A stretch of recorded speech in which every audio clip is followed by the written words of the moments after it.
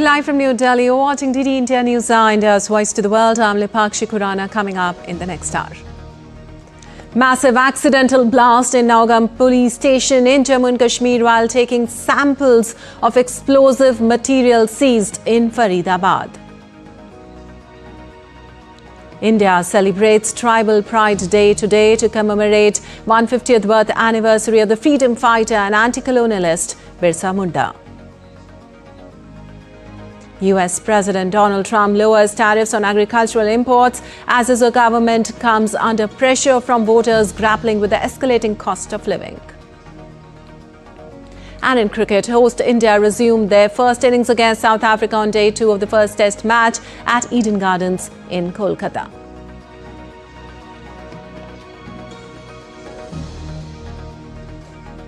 And now let's take you live to Jammu and Kashmir, where a press conference is happening right now, where 20 people were injured in a massive accidental blast that shook the Nowgam police station in Srinagar. This recovery, like the rest of the recoveries which we have done, was transported and kept securely in the open area of police station Nowgam. As part of the prescribed procedure, the samples of the recovery had to be forwarded for further forensic and chemical examination. On account of the voluminous nature of the recovery, this process was going on for the past 2 days, which means yesterday and day before, by the FSL team. Due to the unstable and sensitive nature of the recovery, the sampling process, the handling was being done with extreme caution, with utmost caution by the FSL team. However, unfortunately, during this course, last night around 11:20 p.m., an accidental explosion has taken place. Any other speculation into the cause of this incident is unnecessary. In this unfortunate incident, 9 people have lost their lives, 1 personnel of SIA, 3 personnel of the FSL team, 2 crime-scene photographers, 2 revenue officials who were basically part of the magistrates team, 1 tailor who was associated with the team. In addition, 27 police personnel, 2 revenue officials, and 3 civilians from the adjacent areas have received injuries. The injured were immediately evacuated to the nearest hospital, where they are being treated as we speak. The building of the police station has been very severely damaged, and even the adjacent buildings have suffered. They have also been affected. The extent of this damage is being ascertained. The cause for this unfortunate incident is being inquired into. J&K Police stands in solidarity with the families of the deceased in this hour of grief. Thank you very much. Jai Hind. Well, you were watching press conference from Srinagar, where an accidental explosion took place last night while FSL team was inspecting a large consignment of confiscated ammonium nitrate. And for more on this, we have Salman Qazi, a correspondent, joining us from there. Salman, yesterday night, a massive explosion happened there. What more can you tell us about the circumstances under which the ammonium nitrate was being examined when the accidental blast occurred? Salman, if you're with us, could you tell us what more can you tell us about the circumstances under which the ammonium nitrate was being examined when the accidental blast occurred last night, and how are the officials explaining what went wrong? We just heard the press conference also. This blast occurred in the Nowgam police station yesterday night at around 11:13 p.m. So, according to the officials,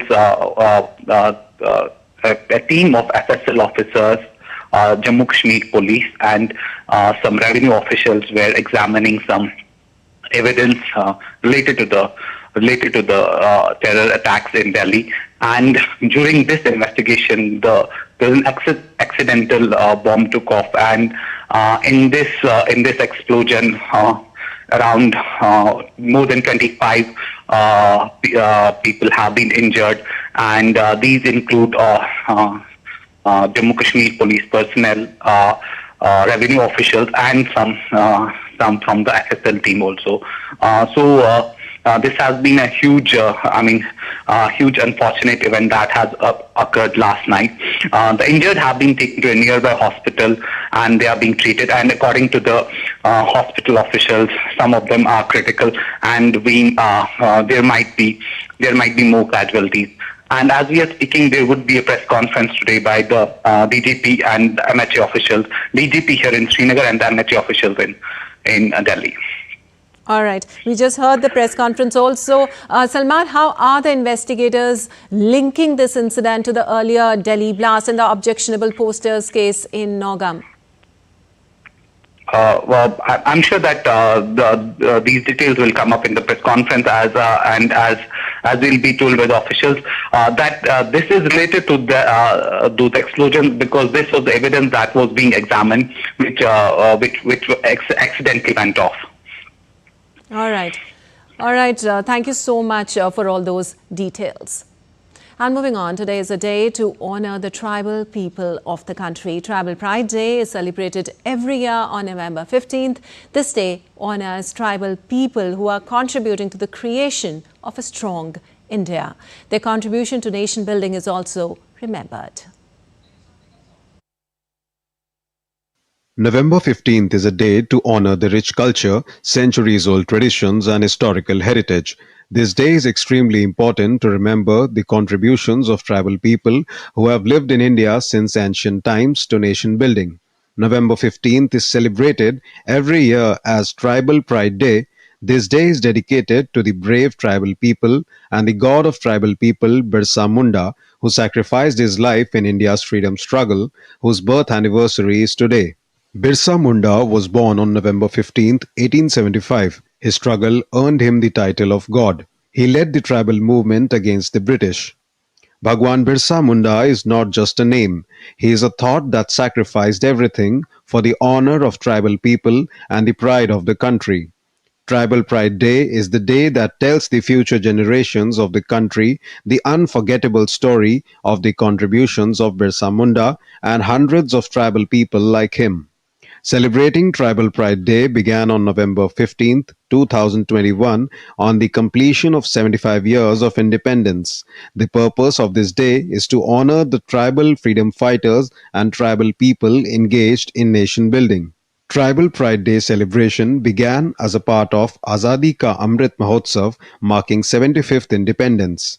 Tribal Pride Day is also a day for citizens of the country to connect with the tribal society and understand their cultural heritage. This day symbolizes recognition of the traditions of tribal society. This day raises awareness about the development and rights of the scheduled tribes. Every year, the Government of India organizes cultural programs and workshops on Tribal Pride Day, prioritizing the display of tribal art and their issues. This day provides an opportunity to show respect for tribal art and their rights. In 2021, the Tribal Freedom Fighter Museum was established in the country, through which the heroic tales of tribal heroes are being shared with the world. Additionally, the Prime Minister's mission for specially vulnerable tribal groups is underway, which aims to connect tribals with the dream of a developed India by raising awareness of their rights. The Government of India also operates Eklavya model, residential schools and Vandhan Vikas Kendra for tribals. Museums for tribals have been established in Chhindwara and Jabalpur. Tribal research institutes are also operating in Srinagar and Gangtok. Tribal Pride Day is an effort to foster the dream of tribal survival and self-reliance. Bureau Report, DD India. Well, President Draupadi Murmu paid floral tributes at the statue of Bhagwan Birsa Munda at Prerna Sthal in Parliament premises in New Delhi. The centre has marked 15th November as Janjatiya Gaurav Diwas, recognizing the importance of keeping tribal history alive. Over the years, this observance has expanded into Janjatiya Gaurav Week, celebrated across ministries and states with cultural programs, exhibitions, and educational activities that bring the legacy of tribal heroes to life. Also, Vice President C.P. Radhakrishnan and Lower House Speaker Om Birla also paid tributes at Prerna Sthal. In fact, since 2021, November 15th has been celebrated as the Tribal Pride Day to honor the sacrifices of tribal freedom fighters. Now, the tribal communities played a crucial role in India's freedom struggle through various revolutionary movements. And President Draupadi Murmu extended heartfelt congratulations to the people of Jharkhand on the silver jubilee of the establishment of Jharkhand state. In her message, she praised the talented and hard-working people of Jharkhand and acknowledged their contribution to the nation.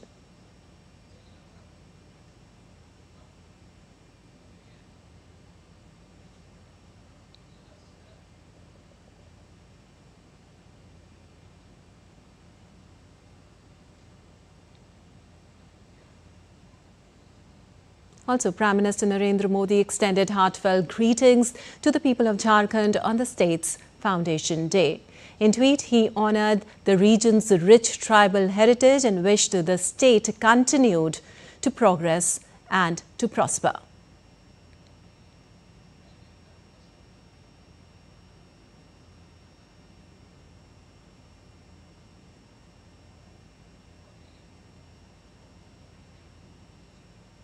Well, it is not a common thing for someone born in a poor tribal family to become Dharti Aba, that is the father of the earth or God. However, Bhagwan Birsa Munda created history by transforming himself from an ordinary person to a god in just 25 years. Dedicated to tribal interest, Birsa Munda transformed the condition and direction of tribal society, ushering in a new era for it.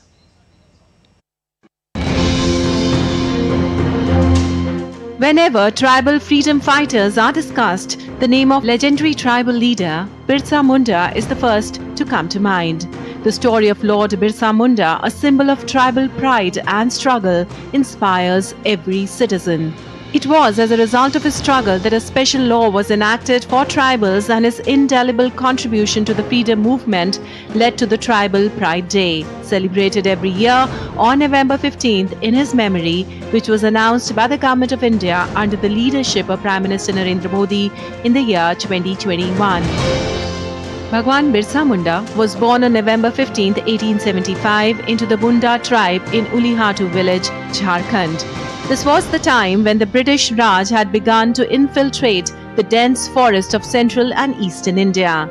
This nefarious act by the British caused significant harm to the tribal communities who had lived in harmony with nature and natural resources for centuries. The British introduced the zamindari system in the Chota Nagpur region. Traditionally, Kantaki farming system was destroyed primarily during British period. Under the Kantaki system, tribal people jointly owned land. Along with zamindari, British also introduced money lending and contracting. This resulted in widespread exploitation of the tribal people. Along with infiltrating the forest, the British also initiated large-scale religious conversions in tribal areas. Legendary tribal leader Birsa Munda protested against this and led a movement against British rule and religious conversions. He also launched a campaign to eradicate many superstitious customs prevalent among the Mundas and other tribal communities. Legendary tribal leader Birsa Munda raised awareness among tribal communities against the British policy of exploitation and conversion, inspiring tribals to protect their water, forest and land. Legendary tribal leader Birsa Munda launched the Ulgulan Great Upheaval movement in 1899 to 1900. This rebellion was against the feudal system, the zamindari system and the British rule. The movement included Mundas, Oraons, and some non-tribals.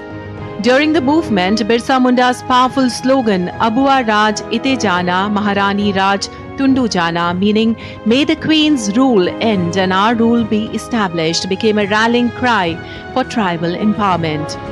Bhagwan Birsa Munda was arrested in 1900. He was imprisoned in Ranchi jail, where he died on June 9, 1900. However, Bhagwan Birsa Munda's struggle was not in vain, and the British were forced to pass the Chota Nagar Tenancy Act in 1908. This act prohibited the transfer of tribal land to non-tribals. Whenever tribal rebellions are discussed, Bhagwan Birsa Munda's name will always be mentioned first. Bureau Report, DD India. And still to come on DD India News Hour. Trump calls for Justice Department probe into Epstein links involving Bill Clinton, JP Morgan and ex-Harvard president. Maduro delivers anti-war message to Americans, urges awareness of global challenges at Caracas Legal Forum. And Italy trials a Fraschi robot to revolutionize vineyard work with precision AI and autonomous grape care.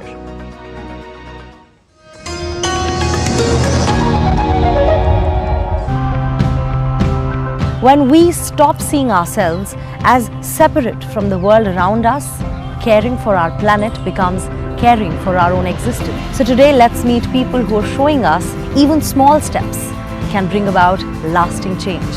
I left the teaching job, started protecting palm trees.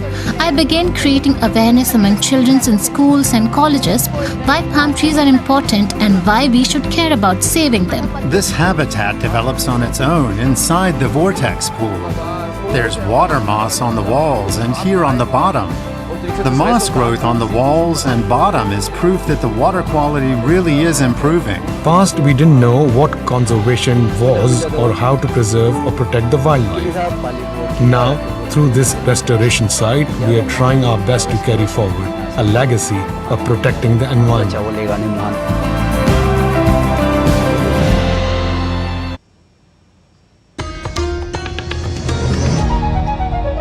Welcome back. You're watching DD India News. I'm Lipakshi Kuran, and moving on, President Donald Trump said China has agreed to buy US soybeans and other farm goods after talks between Washington and Beijing on Friday. He claimed the purchases were already underway, though he did not specify which officials took part in the discussions. The comments came as the USDA trimmed its forecast for US corn and soybean output while noting rise corn supplies. Future markets slumped as traders had expected deeper production cuts and continued weak Chinese demand for US soybeans. Later on Friday, Trump signed an order lowering US tariffs on imports such as beef, coffee, bananas and tomatoes to ease cost of living pressures. The tariff exemptions, backdated to Thursday, follow new US trade agreements with Argentina, Guatemala, Ecuador and El Salvador. Yeah, and they're in the process of doing it. We spoke to them today. They're in the process of doing not only a little bit, but they'll be doing a lot of soybean purchase. Well, Switzerland has reached a new trade agreement with the United States that lowers U.S. tariffs on Swiss goods to 15% from 39%. The deal includes a pledge by Swiss companies to invest $200 billion into the U.S. by the year 2028. Economy Minister Guy Parmelin said Switzerland made no concessions that affect its sovereignty on sanctions, export controls or investment policies. He also added that the previous tariff level had caused considerable damage, impacting around 40% of Swiss exports. Now, the agreement will also reduce Swiss import duties on selected U.S. industrial, fish, seafood and non-sensitive agricultural products. Switzerland would grant the U.S. duty-free quotas on beef, bison and poultry under the new framework. Today, I can announce that Switzerland and the United States have reached common ground regarding additional tariffs, thanks in particular to the new momentum created by US President's commitment. This represents an important step for our exporting companies and for the stability of our trade relations. First, the United States has agreed to reduce the level of additional tariffs. For Switzerland, these tariffs will now be capped at 15%, which, as I have said, puts us on an equal footing with the European Union. Second, products that were already exempt will continue to benefit from this exemption. This notably concerns pharmaceutical products, certain chemicals, gold, and semiconductors. Pharmaceutique, certains produits. And Swiss business leaders welcomed the US decision to cut tariffs on Swiss goods to 15%, calling it a true relief for the national and Geneva economy. Now, the Geneva Chamber of Commerce said President Trump's earlier tariff hike to 39% had posed a serious threat to prosperity. Swiss industry data showed a sharp drop in exports to the US in recent months, including a 14% overall decline and a 43% slump in machine tool shipments. Now, the Chamber's Director General, Vincent Subilia, described the rollback as a modest but important step in the right direction. This is excellent news indeed, and I must say this is a true relief for the Swiss and Geneva economy, which had been unduly damaged by punitive tariffs. So again, a breath of fresh air for the Swiss economy. It is worth remembering that Geneva is the second largest importer at national level, but also to the US, which is our second trading partner. We're talking about 3.5 billions for Geneva only. And moving on, US President Donald Trump said on Friday he wants the Justice Department to investigate links between the Jeffrey Epstein and former Democratic President Bill Clinton.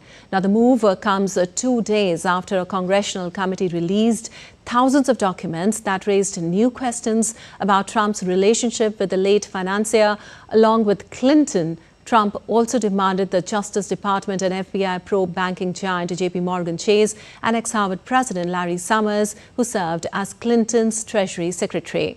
There was no immediate comment from Clinton, Summers, JP Morgan Chase, which in 2023 agreed to pay $290 million to settle a class action lawsuit brought by victims of Epstein, its former client.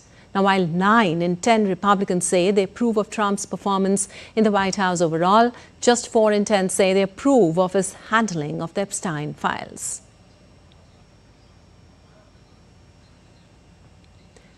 Meanwhile, Donald Trump said on Friday he knew nothing about an email from Jeffrey Epstein. Trump's response came while he was departing for Florida. His departure came hours after the U.S. Justice Department said it would fulfill his request to open an investigation into Epstein's connections with former Democratic President Bill Clinton. Well, Attorney General Pam Bondi said Jay Clayton, the top federal prosecutor in Manhattan, would lead the probe. The announcement followed the release of thousands of pages of material that raised fresh questions about Trump's past dealings with Epstein, who died by suicide in a Manhattan jail before he could face trial. And the U.S. Southern Command has released images of the Gerald R. Ford carrier strike group operating in the Western Atlantic Ocean. In fact, the deployment ordered by President Donald Trump last month adds to warships, a nuclear submarine and F-35 aircraft already positioned in the Caribbean. Now, commissioned in 2017, the Ford is the U.S. Navy's newest and largest aircraft carrier with more than 5,000 sailors aboard. The Pentagon confirmed its arrival, saying the mission aims to disrupt drug trafficking and dismantle transnational criminal networks. Now, Venezuela's President Nicolas Maduro claims the U.S. buildup is intended to remove him from power, warning of mass armed resistance if intervention occurs. Now, Venezuela is meanwhile preparing decades-old Russian-made weapons and planning guerrilla-style tactics in anticipation of any U.S. attack. Also, Venezuelan President Nicolas Maduro delivered an anti-war message to the people of the U.S. on Friday as he closed the international jurist meeting in defense of international law in Caracas. He made a call to understand the magnitude of today's international challenges. Es el pueblo de Estados Unidos a quien me dirijo en este momento. It is to the people of the United States that I speak to at this moment before this 100 jurists from 34 countries to say stop the insane hand of those who order bombing, killing and bringing war to South America, to the Caribbean. Stop the war, no to war. Well, also, the United States will test nuclear weapons like other countries do, President Donald Trump said on Friday, but declined to say if the plans included exploding a nuclear warhead. Aboard Air Force One, Trump said U.S. will do nuclear testing like other countries. Trump last month ordered the U.S. military to immediately restart the process for testing nuclear weapons after 33 years, making the surprise announcement on Truth Social while aboard his Marine One helicopter flying to meet Chinese President Xi Jinping for a trade negotiating session in Busan, South Korea. And U.S. President Donald Trump said he's considering agreeing to a deal to supply Saudi Arabia with F-35 stealth fighter jets made by Lockheed Martin. Now, the potential sale comes as Trump plans to host Saudi Crown Prince Mohammed bin Salman at the White House next week when they are expected to sign economic and defense agreements. A Pentagon intelligence report has also raised questions and concerns over the potential F-35 deal, warning that China could acquire the aircraft's technology if the sale proceeds. He also hoped Saudi would soon join the Abraham Accords, which have normalized relations between Israel and Muslim-majority nations. Riyadh has resisted such a step absent agreement on a roadmap to Palestinian statehood. And now let's take a look at other stories making news around the world today.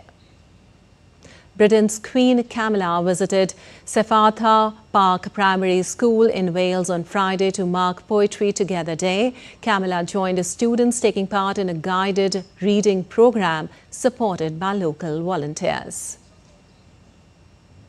A robot designed to transform vineyard operations with its advanced autonomous capabilities is undergoing trials in Italy. Called Fraschi, it is designed to carry out a range of functions including monitoring grape clusters, manipulating plants and applying spray treatments to all the fruits, all autonomously.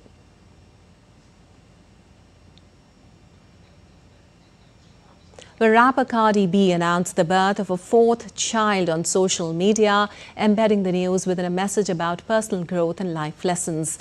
The New York-born rapper and American football player Stephen Diggs reportedly welcomed a boy a week ago. And still to come, DD India News Now. Well, Poland reburies unknown World War II soldiers in Ukraine, honoring troops who fell in 1939.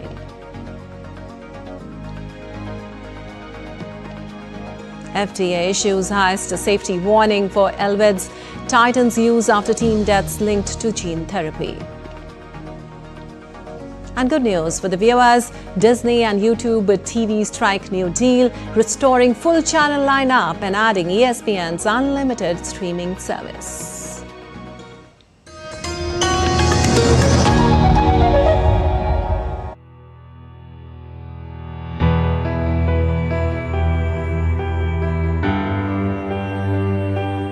I have been a strong critic of British colonialism, but I don't personally believe that we can blame everything on the British anymore.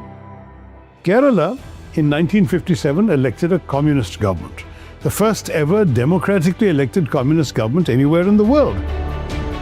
Can the Kerala model be implemented in other Indian states as well? Very good question to which I can't give you a simple answer.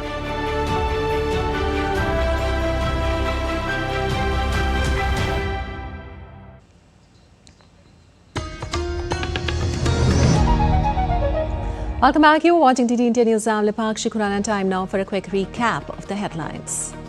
Massive accidental blast in Nowgam police station in Jammu and Kashmir while taking samples of explosive material seized in Faridabad. India celebrates Tribal Pride Day today to commemorate 150th birth anniversary of the freedom fighter and anti-colonialist Birsa Munda. US President Donald Trump lowers tariffs on agricultural imports as his government comes under pressure from voters grappling with the escalating cost of living. And in cricket, host India resumed their first innings against South Africa on day 2 of the first test match at Eden Gardens in Kolkata. And moving on, in a latest update on Russia-Ukraine conflict, Russia launched a drone and missile attack on Ukraine on Friday, killing 6 people in Kyiv and 2 more in the south in strikes on energy facilities, apartment buildings and infrastructure.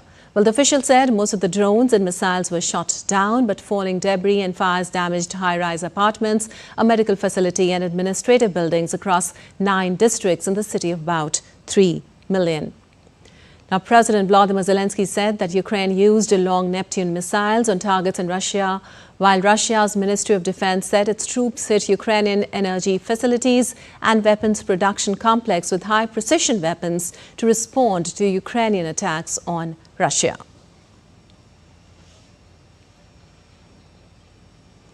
And moving on, Poland reburied the remains of its soldiers who died in World War II during a ceremony in Ukraine on November 14th.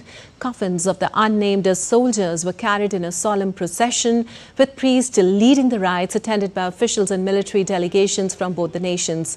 Graves were marked simply as unknown soldier of the Polish army who died defending his homeland in September 1939. Further, Poland's culture minister stressed the importance of honoring all the fallen soldiers. And UN spokesperson Stephen Dujarric said UN Secretary General Antonio Guterres strongly condemns the missile and drone attack by the Russian Federation on several Ukrainian regions. Now, they are unacceptable and must end immediately, he said.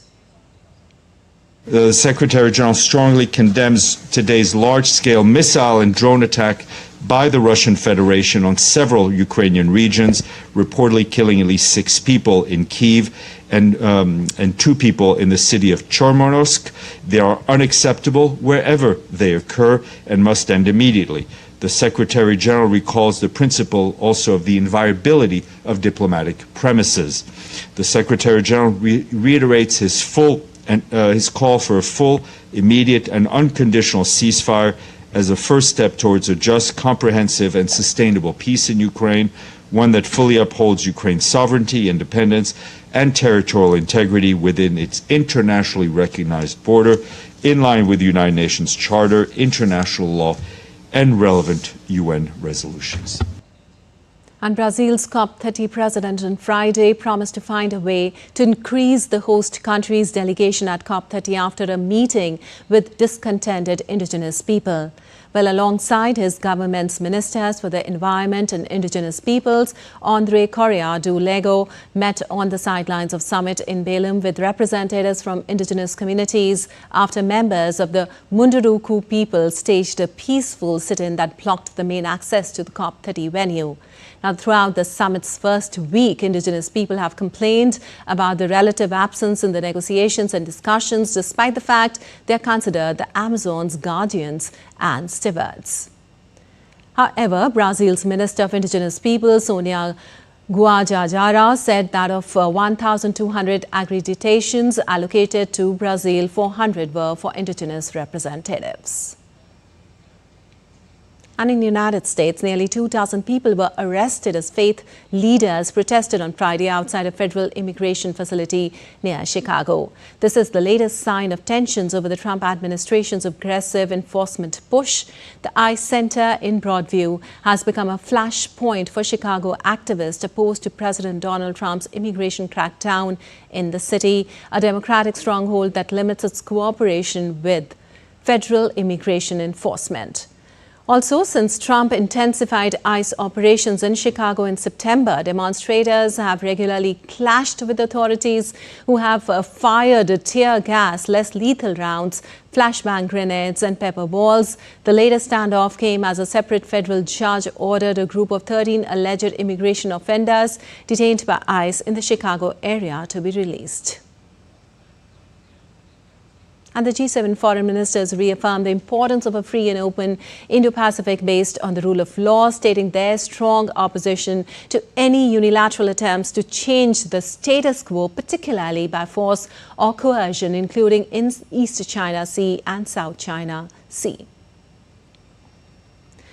Also, the ministers meeting under Canada's G7 presidency in Niagara issued a joint statement highlighting their shared position on key global security challenges, foregrounding regional security and prosperity across the Indo-Pacific while outlining connected concerns on Ukraine, the Middle East, Africa, migration, security concerns in Haiti, Sudan and Eastern DRC, maritime security and global economic resilience.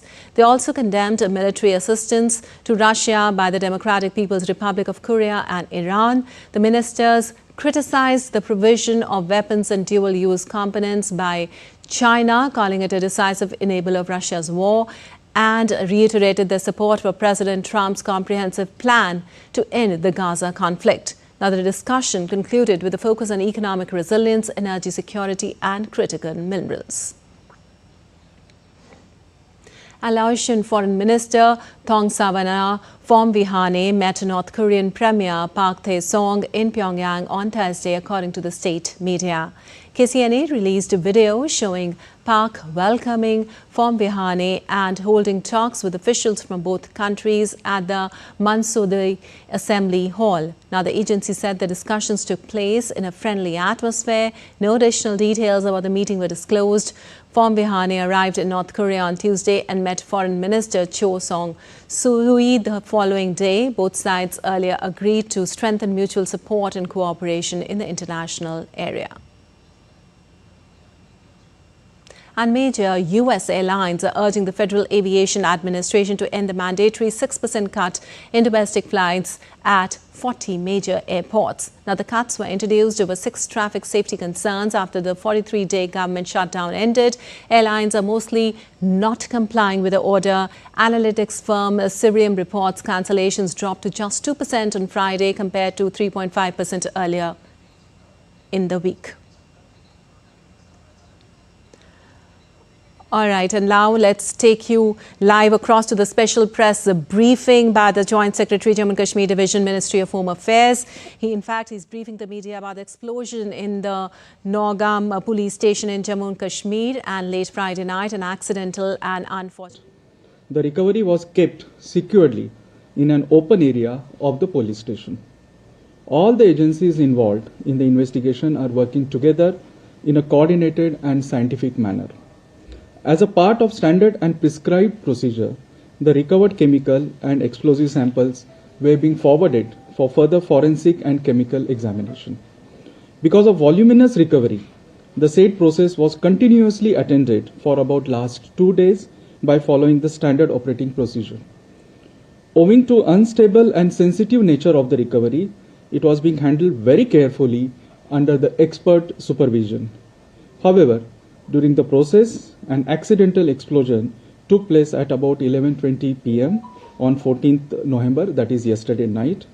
In this unfortunate accidental incident, 9 people have lost their lives, whereas 27 police personnel, 2 revenue officials and 3 civilians have received injuries. Injured were immediately rushed to the medical care and attention.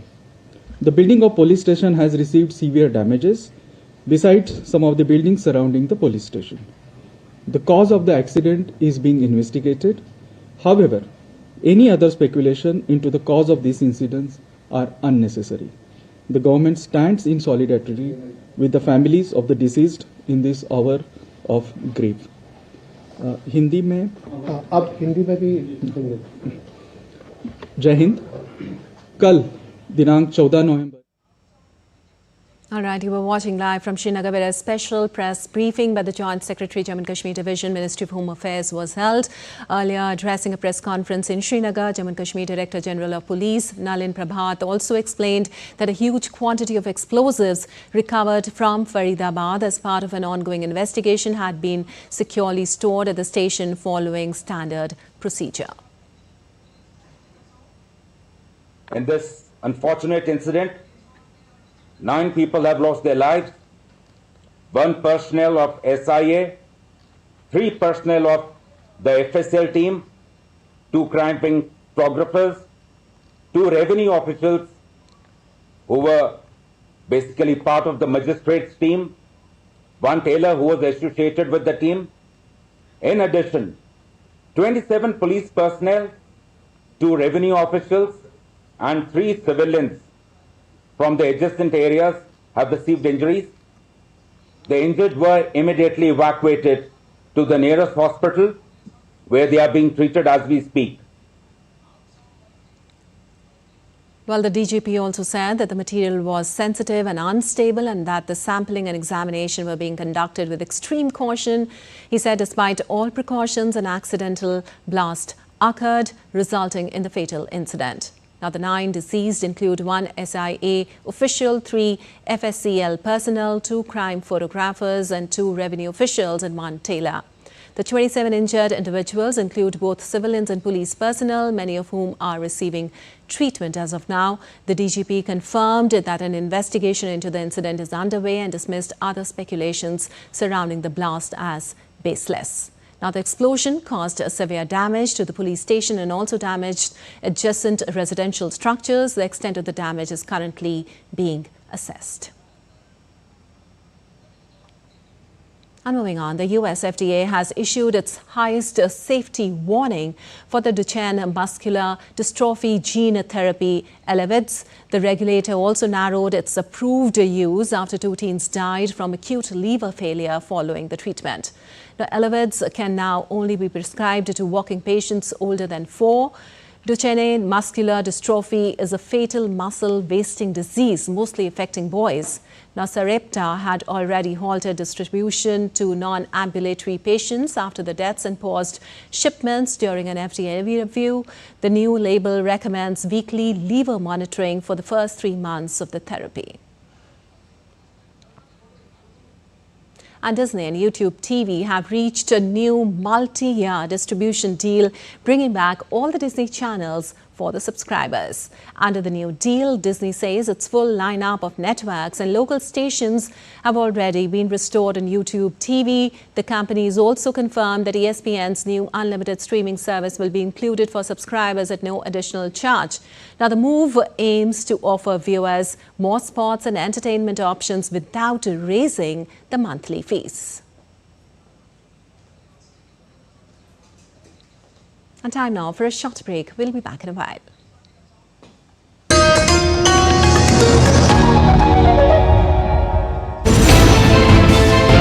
Geopolitics and trade deals. Economic challenges amid development. Hard work and the path to prosperity. It's the economy always. Between walkers, money is what money does and says. Supply creates its own demand. Between the bulls pulls and bears tears. When supply chains globalization and India rises to the podium. We'll get you centered with the Economic Brief at 8 p.m. every Thursday on DD India.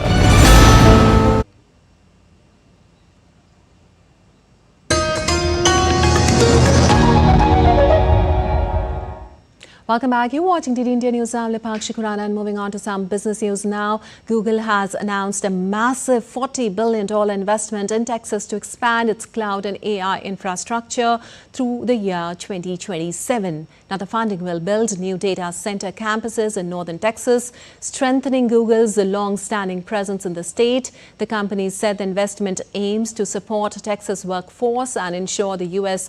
retains a strong AI backbone.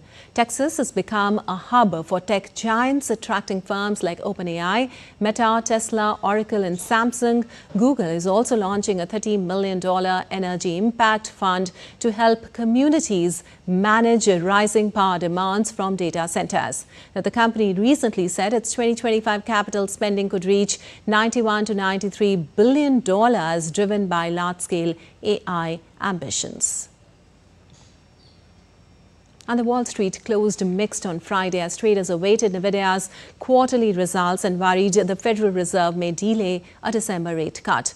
Now, the stocks rebounded partially after an early session sell-off that sent all major indexes down over 1%. Investors remained concerned about the slow rate cut prospects and high valuations of major AI stocks driving recent market gains. Now, the shares of Nvidia, Palantir, Microsoft and Tesla all advanced during the session. Expectations for a 25 basis point December rate cut have dropped below 50% amid persistent inflation linked in part to President Trump's global tariffs.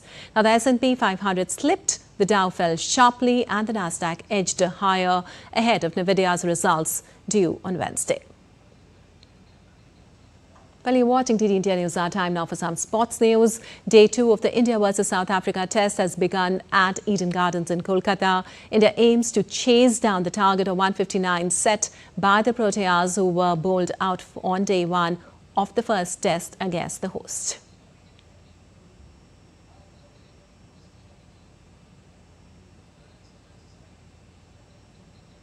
And for more on the test, we have Narayan Singh joining us live from there. Well, Narayan, how significant was Jasprit Bumrah's 5-wicket haul in shaping the day 1? And how are India's bowlers looking as they try to maintain control over day 2 now?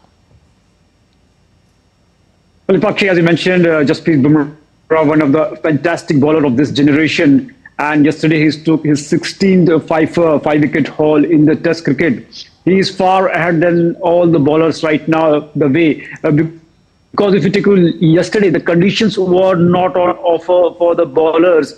And at one point in time, we saw that the South Africa openers scored 57 runs without any loss. But after that, we saw when Bumrah came, he changed everything. It was looking like that South Africa will go ahead. But the way he dismissed the South African openers, Ryan Rickelton and Adrian Markram, it was a fantastic show for him, and at one point in time it was looking like that Bumrah is playing on a different pitch and other bowlers were bowling on a different pitch. It is the uniqueness of Bumrah when the conditions are not on offer for the bowlers, when we can say that when there was nothing in the air, when there was nothing in the pitch, then he with his creativity, especially creating a different angles, he just checks the batsman, and the way he dismissed Markram with a fantastic bouncer. It is one of the, we can say, the best dismissal of this match so far. So kudos to him, and especially,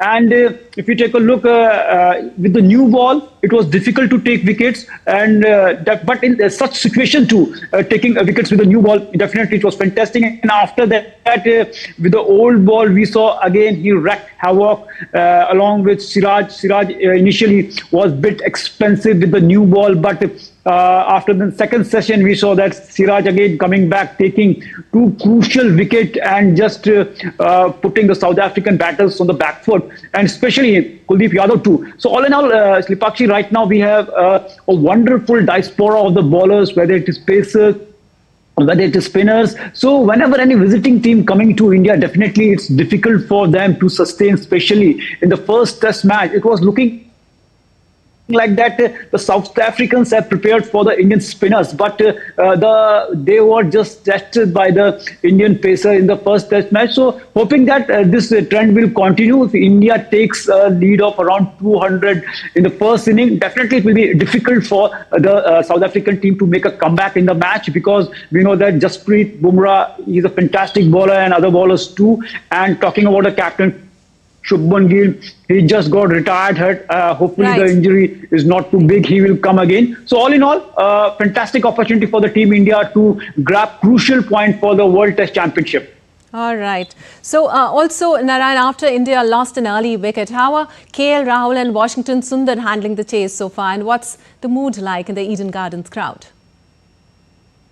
In fact, we know that in the recent times, one of the most improved batter in the world is KL Rahul. We know that 1 year back, he was criticized for not being consistently playing out of form. But the way in the Champions Trophy too, he was pivotal for the India's campaign and won Champions Trophy for India. He played a crucial role. If you take a look, any series, whether it is down under, whether it is in England, KL Rahul was the pillar for the Indian team. Same thing he is doing here, and unfortunately at the number 3, the way Washington Sundar got out for the 29 runs, he took, we can say that more than 80 balls to score 29 runs, and number 3 is still a conundrum for the team India, because if you take a look in the past, we have used multiple batters at this place at the number 3.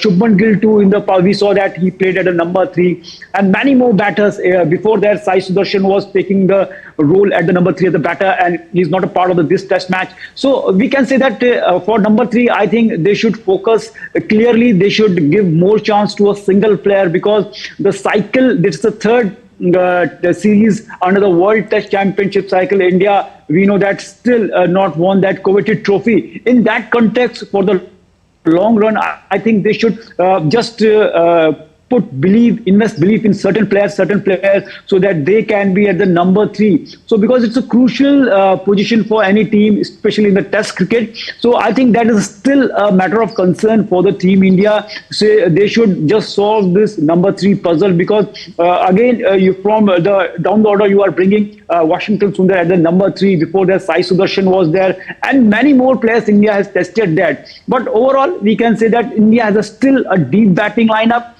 We have Rishabh Pant is there right now, and then after that Ravin Jadeja will come, and down the order Akshar Patel is there. So all in all, a long and deep batting lineup, and we are hoping that India will just focus on this match, and definitely if India wins this match, they will get crucial point for the WTC2. Absolutely, India is steady as of now. Thank you so much, Narayan, for all those details. And moving on, world number 2 Jannik Sinha comfortably beat Ben Shelton 6-3, 7-6 on Friday to complete a perfect group stage in his ATP Finals title defence. Now it took Sinha 1:35 minutes to defeat Shelton. Sinha will next face Alex de Minaur in the first semi-final on this afternoon. If he wins it, it will be the third final for the Sinha, as he will be setting up the possibility of a finals showdown with his rival number 1 Carlos Alcaraz, who will face Canada's Felix Auger LSMA in semi-finals.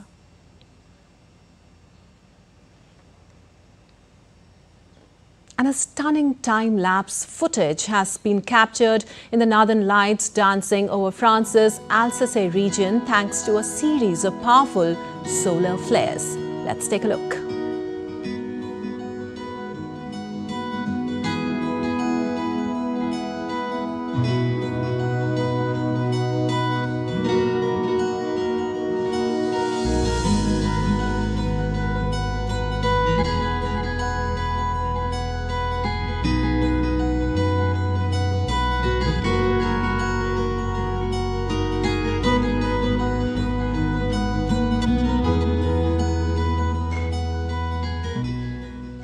That's all for this edition of DD India News Hour. But let us know your thoughts on the news of the day.